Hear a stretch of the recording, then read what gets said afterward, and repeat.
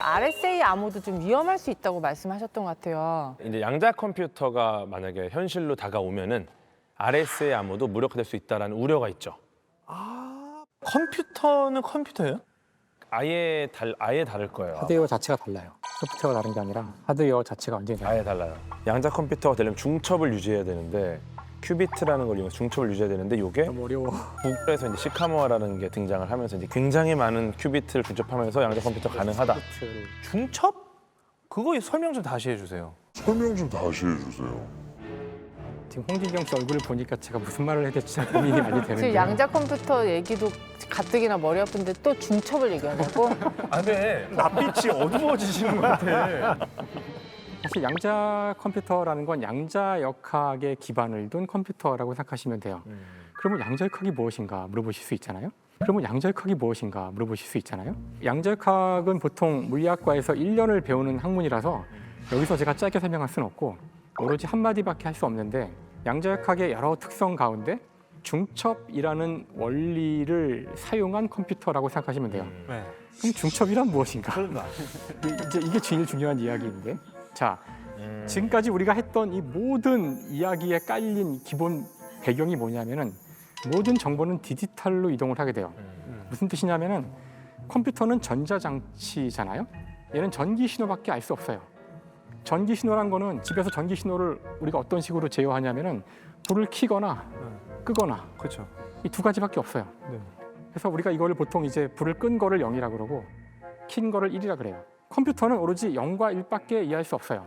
그렇죠. 자, 이제 우리가 할 일은 뭐냐면은 예를 들어서 얘 컴퓨터야. 이 말을 컴퓨터는 어떻게 이해해야 하냐면은 저의 이 말을 먼저 문자로 바꿔요. 컴이라는 단어를 또 쪼개서 기억, 미음 이 하나하나가 다 분절된 어떤 그게 코딩이잖아요. 문자잖아요. 이거를 그게 코딩이죠. 숫자로 바꿔야 그게 돼요. 코딩 아니에요? 이거는 이제 지금- 기계가 지금 기계어로 바꾸는 과정인데 그게 코딩 아니에요? 코딩은 좀 높은 레벨을 보통 얘기하고요. 그래요? 그래서 이 문자 하나하나를 우리가 숫자로 바꿔야 되니까 예를 들어 기억은 1, 니은은 2, 네. 디귿은 3 이렇게 모든 문자를 다 숫자로 바꿀 수 있죠. 네. 일단 숫자가 되면 네. 0과 1만을 사용해서 숫자를 표현할 수가 있어요. 네. 우리가 이진법이라는 방법을 사용하는 건데요. 네. 그건 안다고 가정을 할게요. 네. 그래서- 알아요. 나 여기까지 알아듣겠어 지금. 내가 마음의 문을 좀 열었거든. 아까 나 진짜 미안한데 녹화 중반까지 내가 닫았었어 사실. 미안해. 그냥 이분 근데 지금 마음의 문을 조금만 열어볼게요. 열어보세요. 열어볼게요. 예. 그럼 이제 컴퓨터는 제가 이제 컴퓨터야라고 말한 것을 0과 1로 바꾸고 최종적으로는 전기가 없고 꺼지고 켜지고 이렇게 0과 1이라는 숫자들로만 바뀌는 상태로 딱 되거든요. 네. 이 상태로 컴퓨터는 모든 계산을 하고 인터넷을 통해서도 이렇게 보내요. 네. 이것이 우리가 사용하는 컴퓨터의 가장 근본적인 원리예요. 네. 자, 그런데 이제 양자역학의 중첩을 일로 가지고 오면은 어떤 일이 벌어지냐면은 꺼진 것과 켜진 것을 동시에 할 수 있어요. 우와. 꺼진 것도 아니고 켜진 것도 아니고. 그런 말이 아니라 켜지면서 꺼진 거죠. 그러니까 표현할 수 있는 단어가 없죠. 사실 우리 인간에게는 이 상황을 표현할 개념과 단어가 없어요. 우리 차원에서 아직 이해 못하는 현상일 수도 있어가지고 그래서 중첩이라는 그 괴상망측한 용어를 산 쓰는데 것도 아니고 죽은 것도 아니고. 그래서 산송장 같은 거네요. 산송장. 동시에 살아있고 죽어있고 좀비. 산송장. 좀비 같은 거죠. 양자 컴퓨터는 앞으로 산송장 산송장. 컴퓨터다. 여기까지 얘기하는 걸로 저는 충분하다고 생각하는데 그래서 만약 그런 0과 1을 동시에 가질 수 있는 상태를 허용한다면 컴퓨터는 그 이전과는 좀 다른 일을 할 수 있지 않을까요? 예를 들어 제가 진경님 집으로 갑니다. 근데 이제 길이 많겠죠. 길이 예를 들어 10갈래가 있어요. 10개의 경우의 수. 기존의 컴퓨터는 이 10개의 길을 다 가보고 끝나서 가장 빨리 도착한 길 하나를 결정하겠죠. 양자 컴퓨터는 왼쪽과 오른쪽이 중첩돼 있어요. 네. 그러니까 한 번에 왼쪽과 오른쪽을 같이 갑니다. 그럼 도달을 하는 순간 딱 한 번 갔는데 최단 경로가 바로 나오는 거죠. 그러니까 속도가 어마어마하게 차이가 납니다. 근데 진짜 대단한 게 이제 양자 컴퓨터 이렇게 나오면 또 거기 대항하는 암호라던가 또 기술이 또 분명히 나올걸요. 만약에 양자 컴퓨터가 실용화된다면 네. 이 세상에 존재하는 모든 수학 문제를 네. 굉장히 빠른 시간 안에 풀 수 있을까요? 없을까요? 풀 수 있잖아요. 보통 시험 문제 나올 때 모든 이런 거 들어가면 틀린 거죠. 그렇죠. 틀린 거라고 얘기하잖아요.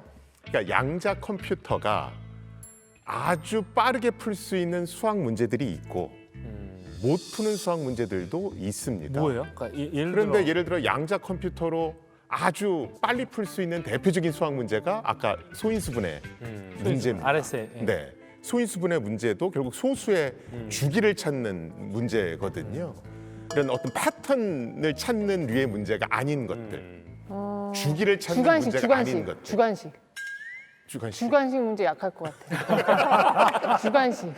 그래서 실제로 양자 컴퓨터로도 빨리 풀 수 없는 그런 수학 문제를 이용해서 지금 암호 시스템을 만들려고 하고 있고요.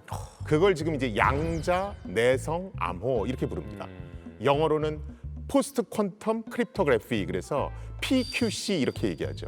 지금 우리 정부도 어떤 순서로 양자 내성 암호로 대체해 나갈까, 이걸 지금 계획을 수립하고 있는 걸로 알고 있습니다. 아마 국방 분야가 먼저 바뀔 것 같습니다. 대단하다. 진짜 대단한 거네, 양자 역학. 그러니까 나는 이런 얘기 나눌 때마다 우리 배명훈 작가님이 진짜 천재가 간 것 같아요. 나는 전공을 하지도 않았는데 이런 것들을 소재로 글을 쓴다는 것 자체가 양자 역학 외교, 소재로 정치 글 외교 썼어요? 이런 거 하셨잖아요. 네, 저도 그래서 양자역학은 잘 안 녹이고요. 안 녹여요? 이해는 해요. 네, 그러니까 SF 작가들도 양자역학 이야기를 다룰 때 두 가지 태도가 있는데, 제대로 다루는 사람들이 있고, 그렉 이건 같은 되게 하드 SF를 쓰는 과학을 굉장히 잘 아는 사람이 있고, 커런틴. 그렇죠. 커런틴이라는 소설이 있는데,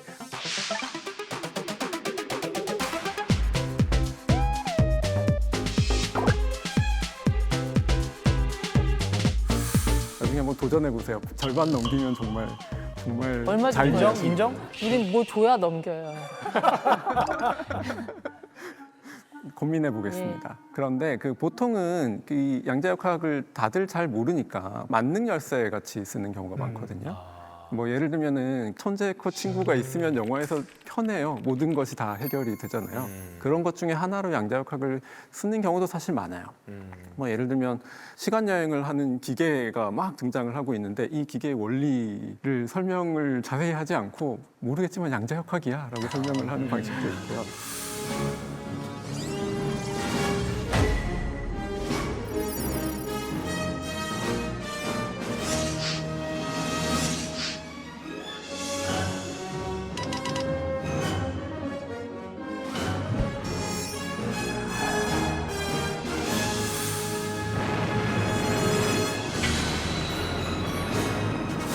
제1차 세계대전에서도 이 암호와 관련된 중요한 사건이 있어요. 김머만 전보 사건이라고 하는데, 이건 뭐냐면, 그러니까 1차 세계대전이 진행이 되다 보니까 사실 영국이나 프랑스는 미국의 도움은 많이 받았거든요. 근데 동맹으로 도움을 받은 게 아니라 미국의 생산력을 가지고 계속 전쟁을 수행을 하고 있는데, 독일에서 볼 때 이런 식으로 가다가는 영원히 전쟁이 끝나지 않겠다. 그래서 무제한 잠수함 작전이라는 걸 구상을 하게 됩니다. 그러니까 미국에서 영국이나 프랑스로 가는 상선을 공격을 해서 보급을 끊으면 그 연합국이 항복을 할 것이다. 이런 그 구상을 하게 돼요.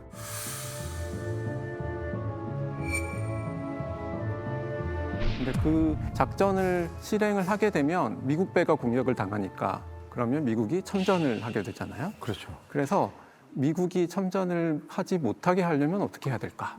멕시코는 미국과 원한 관계가 있기 때문에 짐머만이라는 독일 외무장관이 멕시코 대사한테 한번 잘 교섭을 해봐라 라고 이야기를 해요.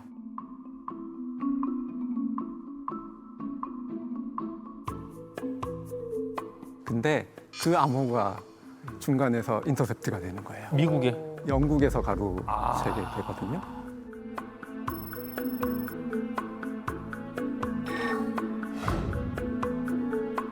이거를 미국 정부한테 넘기는데, 미국 정부가 그거를 뉴스에 이렇게 터뜨리면서 우리를 공격하기로 했다고 독일이? 그럼 우리가 먼저 참전할래? 라고 여론이 들끓게 하고, 그런 식으로 전쟁에 참전을 하게 되고, 그게 1차 세계대전의 종결 원인 중에 아마 가장 큰 원인 중에 하나일 거예요. 미국이 참전해서 도와줬다는 거. 여기 뒷얘기가 있는데, 그걸 이제 바로 영국이 터뜨릴 경우 독일이 우리 암호가 깨졌잖아 하고 알게 될 거 아니에요. 그렇죠. 그러면 안 되잖아요.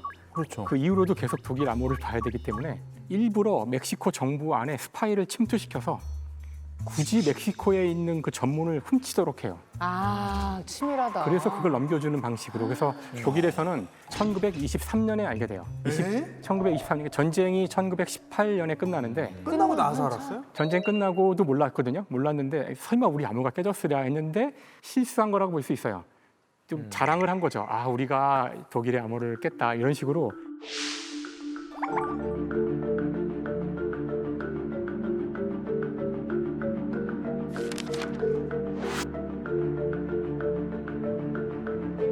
그 내용을 쓰는 바람에 독일이 깨닫게 되고 그래서 역사에 또 한 번 변화가 일어납니다. 독일이 이거에 대해서 이제 이를 갈면서 다음 전쟁을 대비하죠.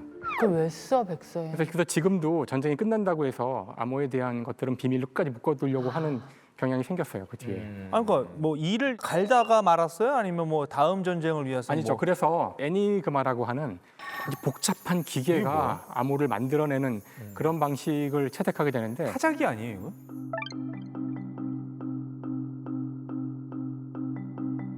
저기 타자기 같이 버튼 나와 있는 거 네네. 있잖아요. 저기 A부터 Z까지 그냥 버튼이라 보시면 되고요. A를 예를 들어 딱 누르면 저기 위에 뭐 Z, 뭐 C 이렇게 해서 램프가 있죠. 거기 네. 불이 들어옵니다. 그래서 A를 딱 눌러서 Z에 불이 딱 들어오면 아 A는 Z로 암호화됐구나 이런 거고요. 아, 저 위에 지금 리더스, 아니 저 뭐야 이거 톱니예요, 그게? 그건 톱니입니다. 그래서 저 톱니가 몇 개가 들어가느냐, 어떤 순서로 톱니가 들어가느냐에 따라서 이제 달라지는 거죠. 암호문이 달라지는 거예요. 그럼 저 기계를 훔치지 않고서는 해독이 진짜 불가능할 것 같은데요? 아니 저 기계를 훔쳐도 안 돼요. 그러니까 저게 뭐냐면은 내가 이 톱니의 어떤 그 설정. 설정 값을 모르면 둘은 전혀 다른 얘기를 하게 되는 근데 거죠. 어떻게 해독했어요? 기계는 엄청 정교하게 만들었지만 결국은 그걸 사용하는 사람들이 어떻게 쓰느냐가 너무 중요한 거예요. 속이 이제 설정값을 매일매일 다르게 해야 돼요. 근데 이걸 담당하는 병사들이 귀찮으니까 똑같이 하거나 아니면 되게 쉬운 걸로 계속 쓰거나 이랬던 거죠. 독일에서도 저 애니그마가 자꾸 해독될 것 같으니까 저 톱니의 개수를 자꾸 늘려갑니다. 그럼 이제 더 복잡해지니까.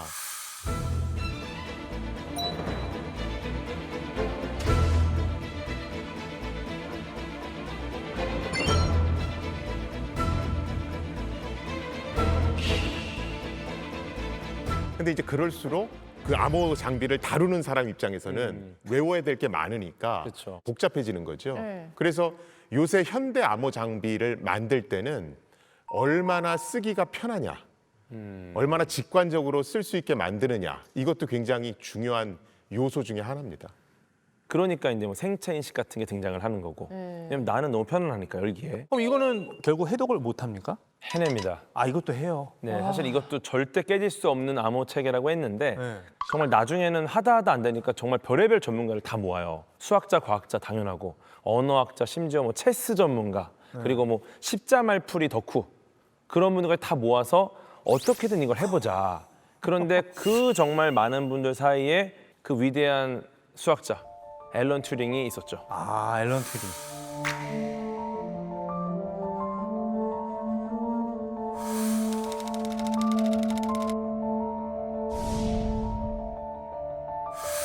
그러니까 이게 단순히 경우의 수가 많아지는 게 아니고 약간 그 차원의 방정식의 차원이 높아지는 건가요? 아니요, 그러니까 결국은 경우의 수예요. 경우의 수죠. 결국은 이제 저기 유한한 개수의 톱니바퀴가 있는데 돌아가는 게 무한한 경우가 있는 건 아니잖아요. 그렇죠. 근데 이것들을 다 조합하면은 결과적으로 나오는 경우의 수가 너무 많기 때문에 많아지죠.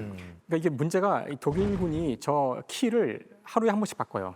그러니까 저거를 경우의 수가 만약에 뭐 1000억 가지라면은 1000억 가지를 푸는데 뭐 100년 걸린다 그러면 풀어봤자 소용이 없는 그렇죠. 거죠.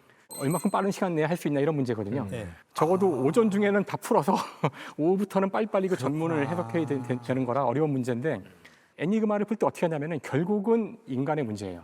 독일군은 언제나 아침 6시에 날씨에 대해서 전 군에게 알려줘요.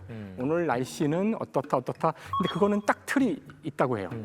그걸 가지고 시작을 해요. 오늘의 날씨 거기서부터. 그렇죠. 그래서 그 문장들을 쫙 받아가지고 그걸 가지고 분석을 해서 그 많은 경우의 수를 다 따져봐야 되는데 드디어 애니그마라는 기계를 깨기 위해서 이제 봄배라는 기계를 만들어요. 기계에 기계를 맞서는 거죠. 와. 그래서 경우의 수를 다 돌려보는 기계가 막 돌리면서 찾아가는 거죠. 적다 다다닥 하면서. 이런 거 안 풀리게 하려면은 맞춤법을 틀리게 써야 돼. 그러면 못 풀어요. 아군이 못 그러면 안 알아. 되는데. 아군이 못 알아들으면 어떻게? 아군은 근데 대충 이해를 해야죠. 느낌으로. 이제 그렇게 되면 아구는 중요하지 않아. 깨지지 않게만. 그냥 깨지지 않게만 안 깨지는 게 하는데 중요한 집착하는 거지. 예. 아 근데 오늘 가설이 절대 깨지지 않는다 아니에요? 계속 깨지고 있는데 지금? 근데 절대로 뚫리지 않는 암호도 있긴 있어요. 그게 뭐냐면은 나바호 코드라는 암호인데요. 혹시 들어보셨나요? 들어본 나바호. 것 같아. 나바호? 어디 잠수함. 어디 잠수함. 호수 이름 아니에요? 충주호 옆에 있는 거 아니에요? 나바호? 미국의 원주민 부족 이름이라고 하더라고요. 나바호. 아, 보통 암호를 깬다는 거는 풀었을 때 의미를 알 수 있어야 하는데 이게 풀어서 나온 결과물이 그 나바호라면은 이거 아무 의미가 없잖아요. 그렇죠. 사실은 나바호 정도가 되면은 이걸 암호로 만들 필요도 없는 거죠. 그럼 적국에서 나바호 사람을 또 하나 고용하면 어떻게 해요? 없다는 거죠. 미국의 그 원주민 보호 구역에만 살고 있고 이제부터 미국은 거기만 철통으로 막으면 되는 거죠. 인력 됐다. 유출만 막으면 되니까. 그럼 이거 어떻게 들어? 못 들어갔겠네요. 못 뚫는 거죠. 그래서 이 암호는 전쟁이 끝날 때까지 미국에서 사용한 암호인데 문제가 뭐였냐면은 나바호어에 없는 단어들이 많은 게 문제였다고 그러더라고요. 처음에는. 전투기란 단어가 있을 리 없잖아. 나바호 사람들이 뭐 전투기 볼 일이 없으니까. 그래서 이제 그런 것들은 이제 가장 유사한 단어로 그러니까 전투기는 벌새, 그들의 말로 벌새. 우리는 그 읽을 수조차 없죠. 중요한 그 군사 용어들을 나바오에 쓰는 일상 용어로 대응을 시켰는데 이 단어들은 그 나바오어를 사용하는 사람들이 무선 통신병으로서 상대방한테 뭐 전투기 몇 대를 보냈다 이렇게 쓸 때만 사용하는 거죠. 벌새 몇 마리 보내라. 그렇죠. 이런 그런 식으로 하는 거죠. 그래서 여전히 안 되는 게 있어요. 사람 이름이나 지명 같은 거는 뭐 마땅치가 않거든요. 그래서 결국에는 그 알파벳을 결국은 다 바꿔요. 코드 토커라 그랬대요. 코드를 토커. 말로 하는 사람들이죠. 그러니까 이걸 문자로 치는 것이 아니라 그래서 전쟁 끝날 때까지는 결국 이제 400명까지 늘어나게 돼요. 그래서 그 사람들이 정말 역사상 절대 깨지지 않았던 암호를 운영했던. 근데 이게 얘기 들어보니까 암호라는 게 지극히 과학적이면서도 또 굉장히 인문학적인 분야인 것 같아요. 왜냐면 그러니까. 언어니까 어찌됐건. 진짜 이 암호라는 두 음절을 가지고 시간 여행을 아주 진짜 재미있는 옛날 이야기 듣는 기분인데 마무리도 해볼 겸 오늘의 가설 다시 소환해 볼까요? 암호는 절대 깨지지 않는다. 안 돼. 이거 깨지는 거야. 계속 깨졌잖아. 어떻게 보면은 깨지는 것도 아니고 깨지지 않는 것도 아니고 약간 깨짐의 중첩에 있는 거 아닌가? 오 오늘 완전히 이해를. 이해하셨어요. 오 좋아요 좋아. 암호는 과학과 비슷한 것 같아요. 과학이라는 게 새로운 이론이 나오면서 기존 이론을 깼다라고 이야기하지만 엄밀히 말하면 기존 이론 덕분에 이제 지금의 이론이 나오고 점점 보완되는 과정이거든요. 지금 암호가 계속 깨졌다고 하지만 저는 그게 보완이라고 보고 있고 결국 우리는 절대 깨지지 않는 암호를 향해 가고 있는 있다. 중이다. 이렇게 생각을 합니다. 저는 사실 이걸 검증하기보다는 암호는 깨지지 말아야 한다라고 말하고 싶어요. 정보화 시대에 우리 개인 정보를 보호할 수 있는 유일한 수단이 암호거든요. 그래서 과학자들이 어떤 노력을 해서라도 암호를 깨지지 않도록 만들어야 한다고 생각합니다.